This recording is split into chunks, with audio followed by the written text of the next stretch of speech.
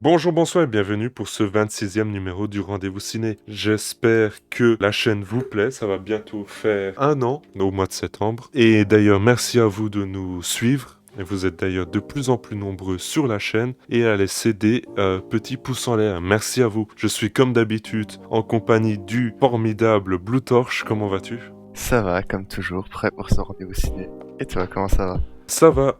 As-tu remarqué que je t'ai déjà passé la pommade? Ça annonce des critiques cinglantes. Et donc on va sans plus tarder passer à des mauvais films, notamment le premier c'est Empty Man.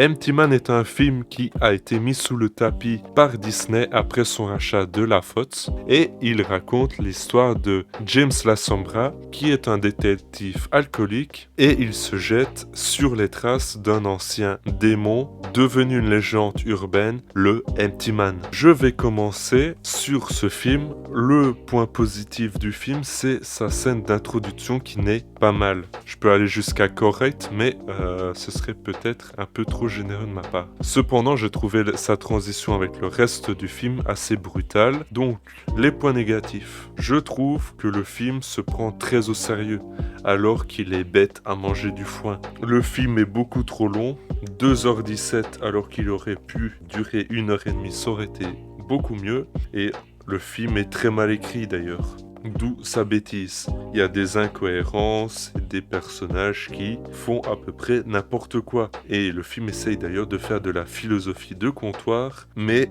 ça ne marche pas en fait. Quand c'est Roger du PMU qui t'explique la philosophie, bon, tu te dis que c'est quand même cocasse. Qu'est-ce que tu en as pensé toi? Eh bien, moi, je n'ai clairement pas détesté le film autant que toi. Moi, je l'ai même trouvé plutôt pas mauvais, en fait. Non, je te coupe ici, désolé, mais je ne trouve pas ce film mauvais, j'en ai strictement rien à faire en fait. C'est un film encore passable, un film que j'aurais oublié dans une semaine, comme le film suivant qu'on va traiter, mais ça c'est pour teaser un petit peu. Pour le coup, je suis d'accord avec toi que le film n'est clairement pas exceptionnel. Bah, en fait, oui, pour moi, il est aussi passable. Je l'ai un peu apprécié, mais voilà, sans plus. On peut juste dire que j'ai pas passé un mauvais moment devant. Pour moi, le film a un gros point faible. Déjà, c'est juste son synopsis de base, avec le principe que c'est un gars qui va traquer un gros monstre méchant, qui lui colle à la peau par une malédiction, et le monstre fait un peu peur et tout. Bon, c'est pas très original, c'est très classique de beaucoup de films d'horreur. Alors, je crois 90% des films d'horreur, ça reprend ce scénario-là. Donc, clairement, pour moi, ça, c'est un truc que j'ai un peu un problème avec les films d'horreur. Mais voilà, sinon, pour moi, le film est pas si mauvais. T'avais dit, toi, que son scénario était plutôt incohérent et qu'il y avait pas mal d'actions pas compréhensibles de la part des personnages. Mais globalement, moi, j'ai trouvé justement son scénario plutôt cohérent et pas si mauvais, en fait. J'ai bien aimé certains trucs du film, notamment sa fin qui surprend quand même un petit peu. Après, voilà, je vais pas non plus en dire beaucoup. Il y a des dizaines de films qui sont basés sur à peu près ce même scénario et qui sont beaucoup plus originaux dans le traitement. D'ailleurs, ce film n'a pas d'idée, n'a pas de réelle idée. C'est ça son problème. Sa fin, elle est prévisible et elle ressemble à beaucoup de films, notamment à la saga Candyman, qu'on aura l'occasion de parler un peu plus tard cette année sur la chaîne, j'espère. Et c'est vraiment un gâchis ce film. Voilà, c'est ça, un gâchis. Moi, j'irais pas jusqu'à dire que c'est un gâchis, moi. Après, clairement, je te rejoins sur le fait que le film n'est pas non plus exceptionnel. Il y a beaucoup de points faibles. Mais t'en as déjà cité pas mal, donc je préfère me concentrer plus sur les points forts, justement. Mais voilà, justement, un autre truc que j'avais bien aimé dans le film, c'est le fait que sa créature, du coup, elle a pas vraiment de points faibles. Elle est vraiment forte et t'es pas en mode, bah, il suffirait qu'il fasse ça pour battre la créature et il a gagné, en fait. Contrairement à certains autres films dont on aura l'occasion de parler plus tard. Hop, ça tease un peu aussi. Non, je ne suis pas d'accord en fait. La créature n'est pas très originale, c'est juste un mec avec des tissus qui volent au vent en fait. J'ai pas dit qu'elle était originale. C'est juste qu'elle a l'avantage de ne pas être faible. C'est pas une créature qui va être en mode, bah, tu peux la tuer facilement et juste tu te dis mais tout le film est basé sur une créature qui pue la merde, hein, qui est juste un peu forte sur le papier si on la met dans son élément, ce que le film fait, mais que si tu apprends un peu à gérer la créature tu les gères pas facilement. Oui, mais on y reviendra à ça. Non, franchement, la seule idée du film, c'est dans la scène d'introduction avec le squelette. Cette introduction est pas mauvaise non plus, mais je l'ai trouvé quand même vachement long. Oui, mais surtout qu'elle amène à pas grand-chose derrière. Oui, elle amène pas grand chose. Ouais, donc 20 minutes pour rappeler si peu. Bah, comme tu dis, en fait, le film dure 2h17 et c'est trop. Et juste, même si la scène d'introduction est pas mauvaise dans l'idée, bah, la couper un peu aurait été mieux vu qu'elle apporterait un. Et surtout, le film, il t'explique 3 ou 4 fois comment la créature fonctionne. C'est d'un rébarbatif. Mais voilà, sinon, moi, le film, comme je dis, je le trouve assez moyen, mais quand même pas mauvais. Un film d'horreur assez classique, qui arrive pas à innover, comme t'as dit, qui est pas très original, mais reste quand même assez sympa dans l'idée à regarder. Bon, je conclurai moi en disant que c'est un énième film sur une légende urbaine. Le film est médiocre et on dirait un film qui a 30 ans en fait, alors qu'il vient de sortir. C'est triste. Je ne vous encourage pas à le regarder. Ça ne vous fera même pas peur, même si vous êtes un novice du film d'horreur. Passons au prochain film, Judah and the Black Messiah. Ce film raconte l'histoire de Fred Hampton, leader du groupe Black Panther à Chicago, qui se fait infiltrer par William O'Neill, qui se trouve être une taupe au service du FBI. Qu'est-ce que tu en as pensé, Blue Torch? Bah, clairement, j'ai vraiment bien apprécié le film, mais j'ai pas grand-chose à dire dessus, en fait. Bah, je trouve un problème des biopics, c'est que je les trouve assez durs à critiquer en général. Surtout quand je les trouve bons, limite quand je les trouve mauvais, j'ai souvent des raisons pour lesquelles je les trouve mauvais. Mais quand je les trouve bons, je suis juste en mode, bah, ils sont bons parce que voilà, l'histoire est cool, et c'est bien mis en scène et tout. Mais voilà, sinon j'ai clairement pas grand-chose à dire dessus. Voilà, le film, sinon, bah, comme je dis, l'histoire elle est bien. C'est chouette d'avoir le point de vue d'un traître, alors que d'habitude, bah, justement, le personnage du traître, c'est plus l'antagoniste, pas le protagoniste. Et ici, t'as vraiment un point de vue assez intéressant à ce niveau-là. Et en plus, le film, je trouve qu'il permettait de parler d'une période des Amériques qui est au final assez peu connue en Europe. Genre, on en a entendu parler, on sait plus ou moins ce qu'elle fait, mais on a très peu d'idées de ce qui se passe dans les détails. Genre moi, les Black Panthers, j'ai appris ce que c'était pas avec ce film, mais avec un autre film qu'on a parlé dans le rendez-vous ciné. One Night in Miami? C'est ça. Et c'est la première fois que j'entendais parler des Black Panthers. Donc clairement, c'est assez chouette, je trouve, d'avoir des films comme ça qui racontent une partie de l'histoire qu'on connaît assez peu. Enfin, voilà, après j'ai pas grand-chose de plus à dire sur le film. Comme j'ai dit, j'ai beaucoup de mal à critiquer des biopics que j'aime bien. Mais voilà, j'ai clairement moi bien apprécié le film. Le film n'est pas un chef-d'œuvre, mais il est clairement très sympa et intéressant à regarder. Donc moi je vous le conseillerais vivement, mais je laisserai Divan donner son avis parce que je pense qu'il ne l'a pas aimé. Et non, en effet. Cependant, je peux reconnaître un point positif au film, c'est que ses comédiens jouent très bien. Cependant, c'est contrebalancé par quelques points négatifs, évidemment. Notamment, l'image du film ressemble à un film politique un peu arty, indépendant, américain classique.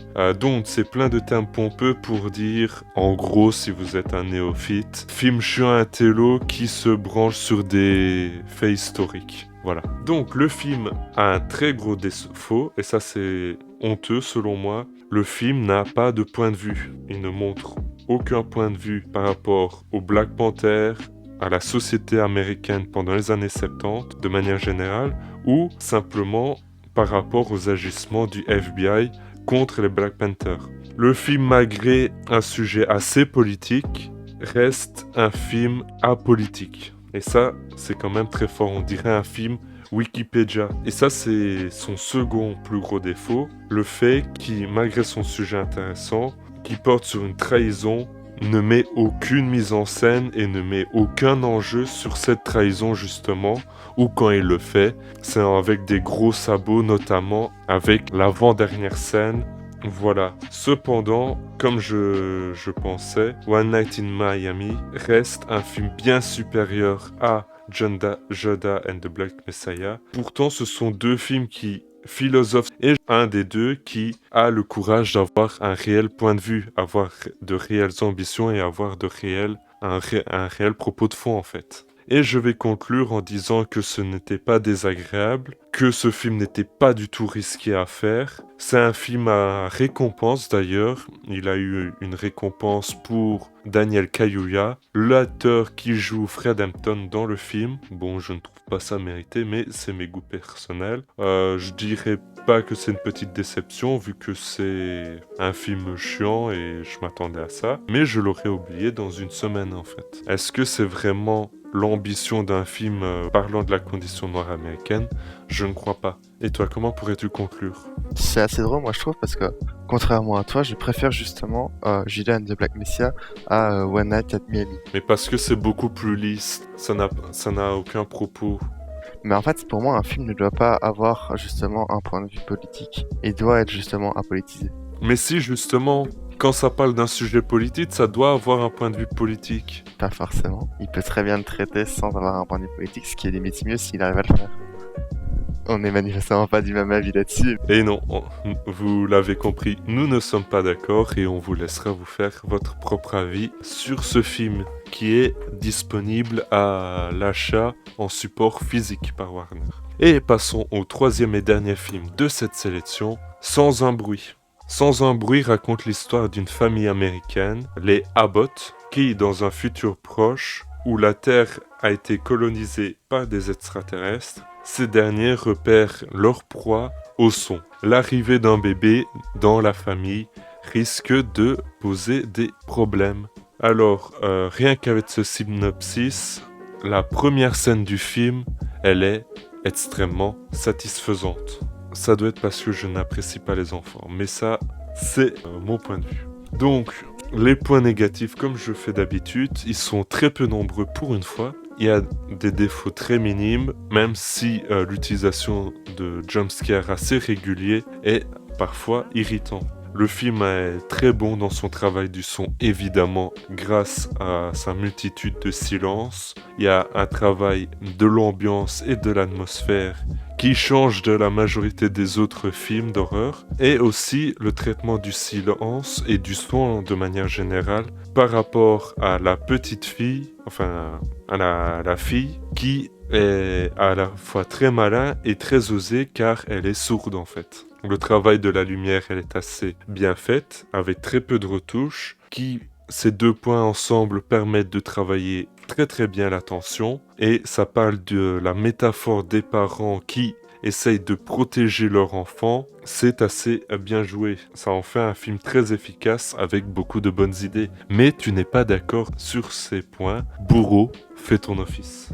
Et en fait, les points que tu as cités, je suis d'accord sur la plupart, mais j'ai quand même pas réussi à vraiment apprécier le film. Déjà, comme j'en avais parlé dans T-Man, le film reprend le principe du monstre comme ça dans les films d'horreur, qui n'est pas très original. En plus de ça, ici, le monstre est totalement faible, dans le sens où un monstre qui se guide uniquement avec le son et qui se jette sur n'importe quoi et qui commence à faire du bruit, c'est très simple à faire un piège pour le battre en fait. Surtout que là, ça fait genre 1 an et demi, je crois, dans le film, au moment où le film se passe, qui vivent dans ce monde-là avec le monstre qui est présent, et ils n'ont toujours pas trouvé réellement des manières de le vaincre, à part sur la fin du film, et ça, je n'en dirai pas plus.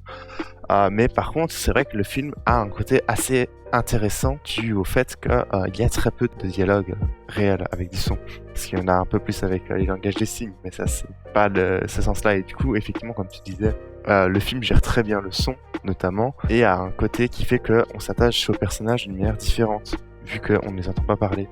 Mais voilà, le film à côté a beaucoup de défauts en fait, je trouve. Le film déjà il est assez lent. J'avais l'impression en fait qu'il se passait pas grand chose avant la partie finale qui se passe dans une nuit où t'as la mère du coup qui est enceinte. Et même dans toute cette partie-là du film, ça restait quand même assez lent, je trouvais. Alors que c'est la partie où il est censé avoir le plus d'action dans le film et la partie censée être le plus rythmée au final.